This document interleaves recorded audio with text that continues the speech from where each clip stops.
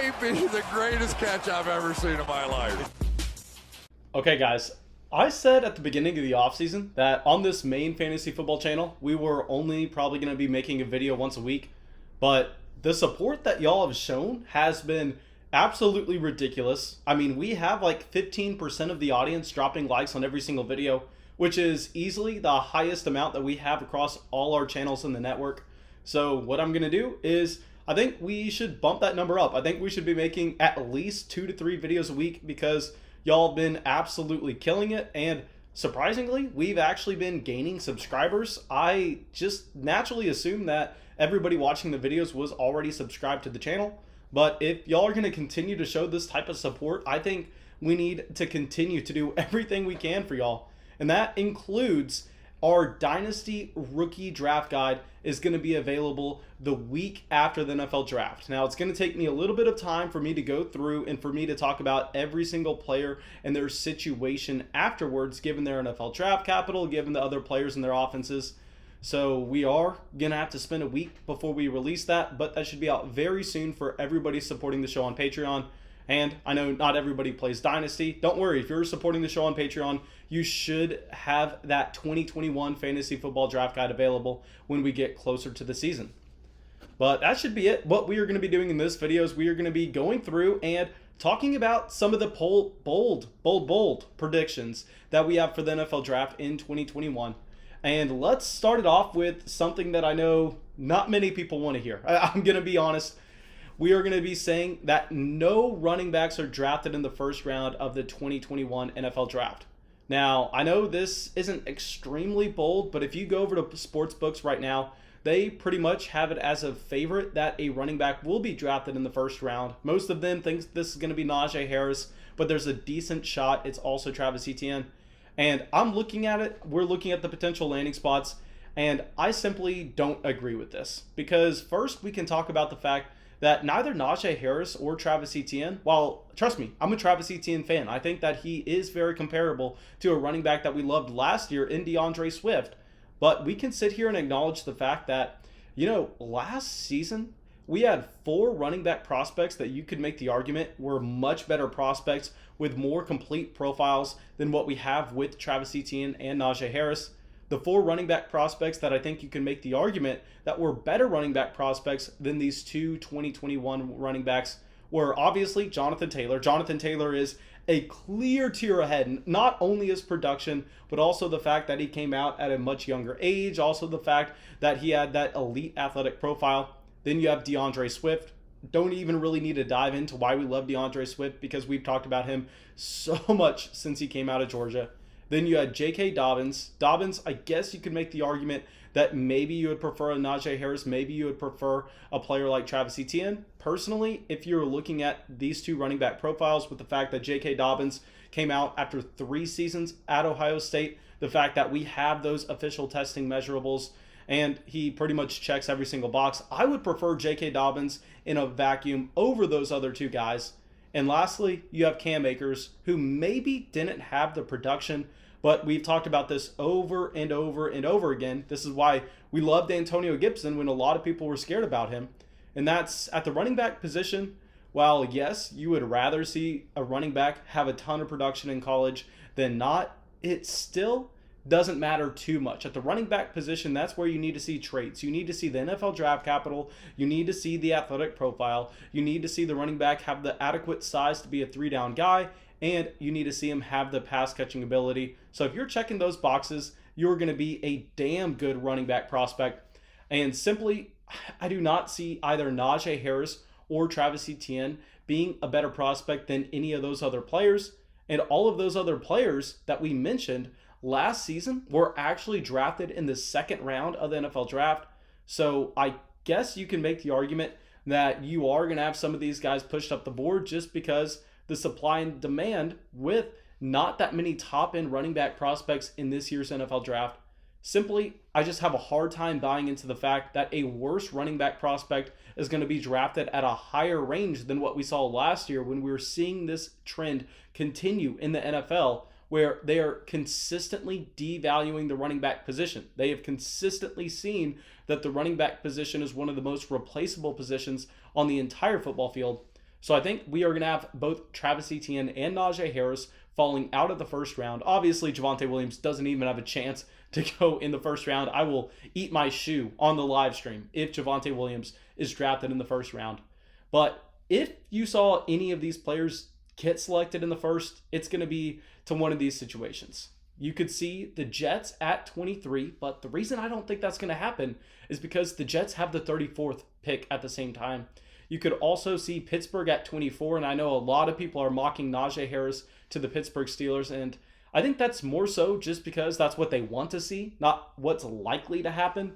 So while you can sit here and you could get excited about the hypothetical situation of Najee Harris being drafted to be a workhorse running back for the Pittsburgh Steelers at 24, I am unsure that it's actually that likely. Then you have the Jacksonville Jaguars at 25. And the Jags, the reason I think that you're probably going to see them pass on a running back with this pick is the fact that they have another pick coming up at 31. So there's not too much of a reason for them to decide to reach on a running back when they have James Robinson in town. And even if they need to add to the running back room with some depth, even if they have no investment into James Robinson, I would be extremely surprised if you actually saw them spend that first round pick on a running back there. Then lastly, you have Buffalo at 30. And I know, especially in our Dynasty chat, we have just so many people wanting to see Buffalo go with the Travis Etienne, go with the Najee Harris.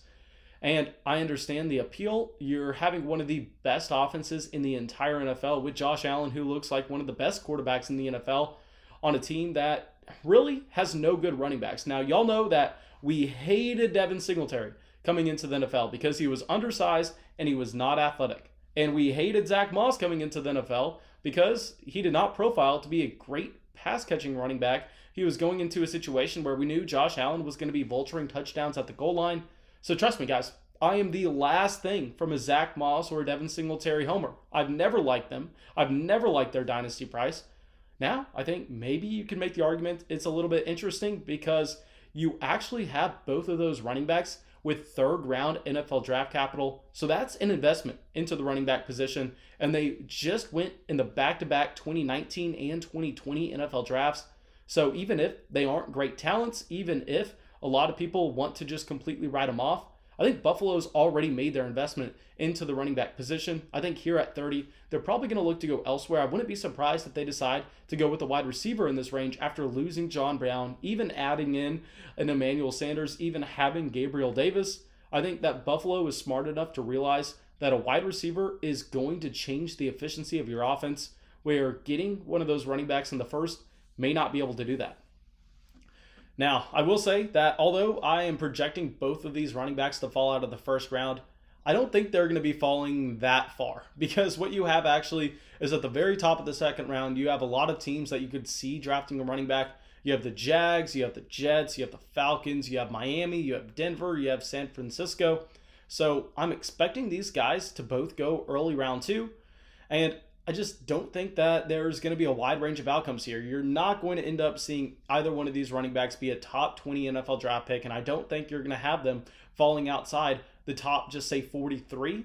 So we should have a narrow expectation of where these players are going to be drafted. It's just coming down to what is the actual team that takes them.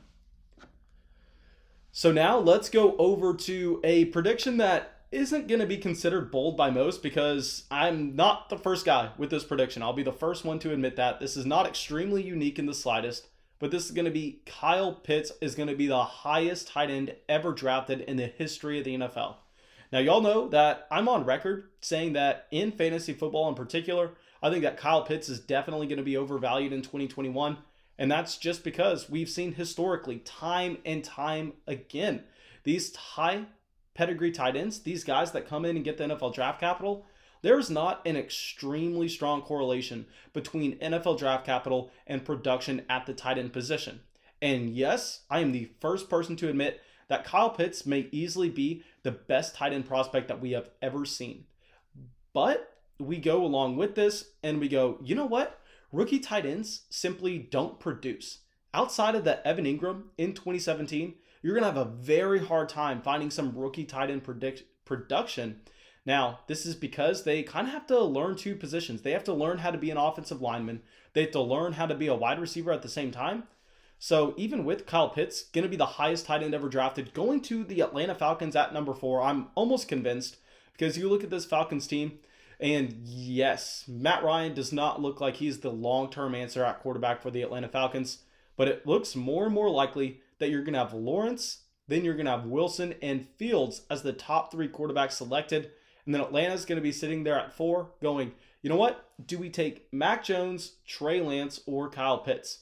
And the difference between Hayden Hurst and Kyle Pitts and the efficiency you should expect with their overall offense, I think that is going to be greater than what you would expect from the difference between a Mac Jones and a Matt Ryan. Some may even make the argument that a Matt Ryan would be a better quarterback for the Atlanta Falcons over the immediate future rather than Mac Jones. So here, I think that unless Atlanta trades back from that number 4 overall pick, you're going to see Kyle Pitts going to Atlanta at 4. He's going to be the highest tight end ever drafted, and he's going to be overdrafted in fantasy drafts.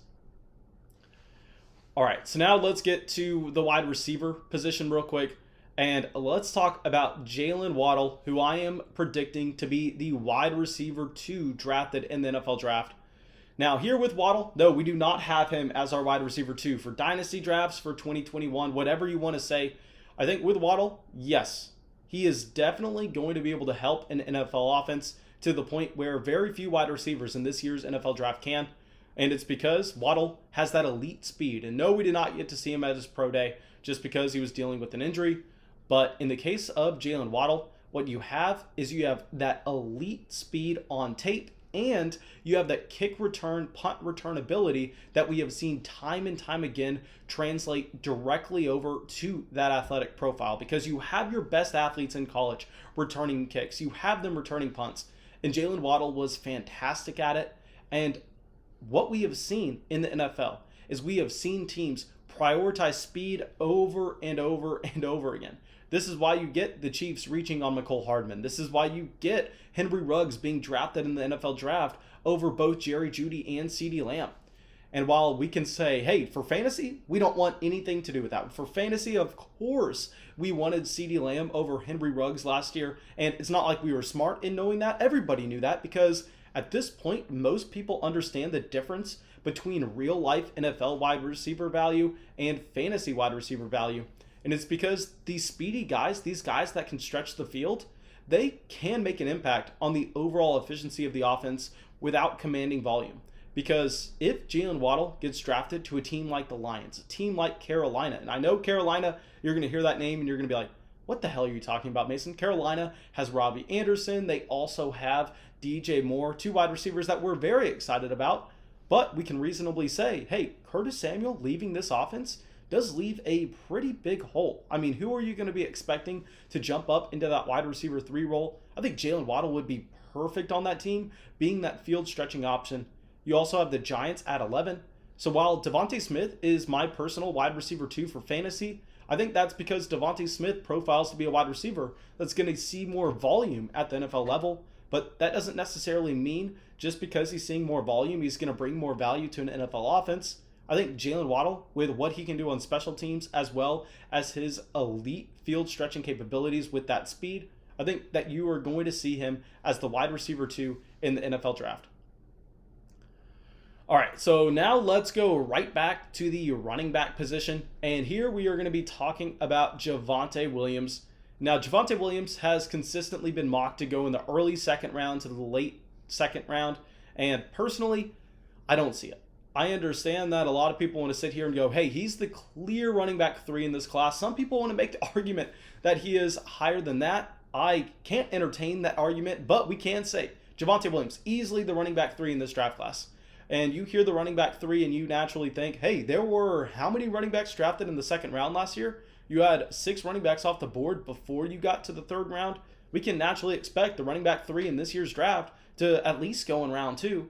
And simply, that's not going to be the case. I just do not see it happening, because with Javonte Williams, yes, he has decent size. It's not going to be something that just completely amazes you. It's not going to be something that's a red flag. But what is going to be a red flag is the fact that the athletic profile isn't necessarily amazing. And when you see NFL teams invest into these running backs, very rarely do you see a team willing to reach on a running back that is not coming into the NFL with an elite athletic profile. Not to mention that Javonte Williams was also a player that was in a committee in college, and you can make the argument that, hey, any of these running backs would have been in committee with Michael Carter Jr. in college just because that's the kind of running back he is, where, yes, you can make that argument. But at the same time, how certain are you that Michael Carter Jr. is a good NFL running back? Because he looks like Devin Singletary to me. He looks like an undersized guy that is not particularly athletic. So in the case of Javonte Williams, I think the overall profile is weak enough where you're actually going to see him fall to the third round of the NFL draft, despite a lot of people thinking he's going to go early second to mid-second. All right, so now our next bold prediction, people are going to really hate us for. This is going to be Kadarius Toney gets drafted over Rashad Bateman. And I know Rashad Bateman is everybody's favorite wide receiver in this year's NFL draft. I understand that in the fantasy football community, pretty much everybody's all in on the metric profile of Rashad Bateman. But like I said earlier, what you see time and time again is you see these NFL teams, they prioritize the wide receivers that have shown great ability on special teams, have shown quickness, have shown top end speed, because they are not just going to be guys that are running crossing routes. They're not just going to be guys running slants and racking up volume, which definitely helps your offense, but it doesn't help your team nearly as much as the wide receiver that's going to be drawing safety attention as well as providing you with his special team capability.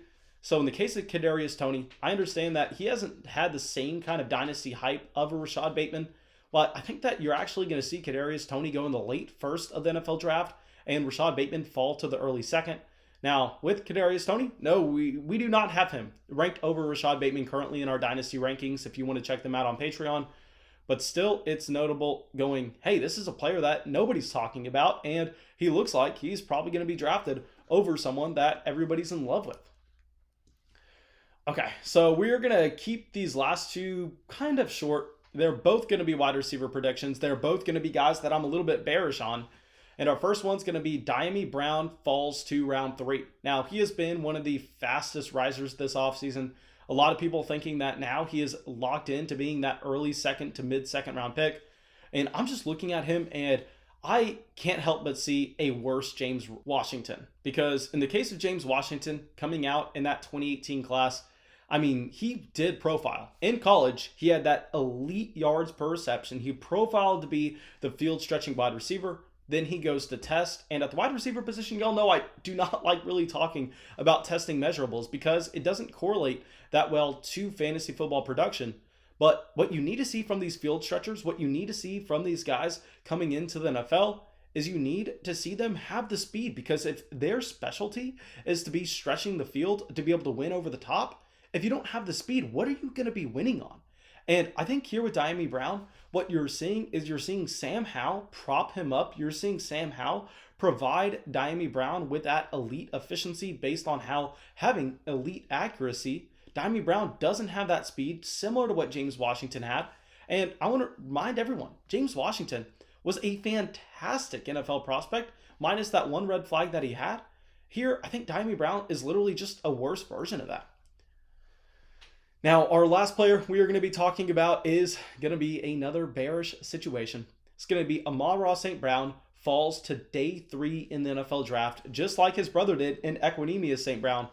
Now, with Amon-Ra St. Brown, the problem is he is just a horrendous athlete. I mean, very rarely are you going to see a wide receiver with his athletic profile get significant NFL draft capital, because the upside really isn't there. I mean, the upside for fantasy, I guess you can make the argument that he can be a Jamison Crowder. He can be someone that is just loading up on targets. And he is definitely the profile of a wide receiver that is better in fantasy than he is with his real life NFL value.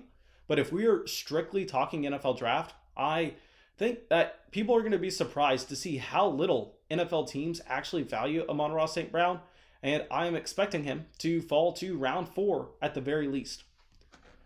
Now, thank you guys. I really hope y'all enjoyed this video. I really hope y'all got something from it. Of course, go down there, drop a like, leave a comment, subscribe to the channel. It helps us out a ton. And I will see y'all with the video tomorrow.